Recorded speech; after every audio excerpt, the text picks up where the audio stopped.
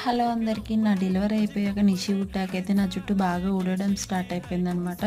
నిజంగా నాకేమో జుట్టు ఊడుతుంది. బట్ చూసేవాళ్ళు నీకు జుట్టు పెరుగుతుంది, ఏం యూజ్ చేస్తున్నావు అని అంటున్నారు. వాళ్ళకేం తెలుసు నా బాధ.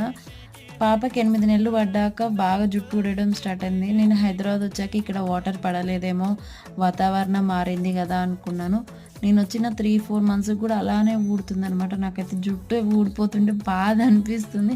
సో, దీనికోసమైతే మా మమ్మీ దోసలకు నానబెట్టిందనమాట. దోసలకు నానబెట్టినప్పుడు ఆ బియ్యం నాని ఉంటాయి కదా! ఆ వాటర్ అయితే తలకు పెట్టుకున్నాననమాట. మమ్మీ అయితే ఒక 5 నిమిషాలు మసాజ్ చేసింది. దాని తర్వాత 40 మినిట్స్ ఉంచుకున్నాను. కుంకుడుగాయలతో అయితే తలస్నానం చేశాననమాట.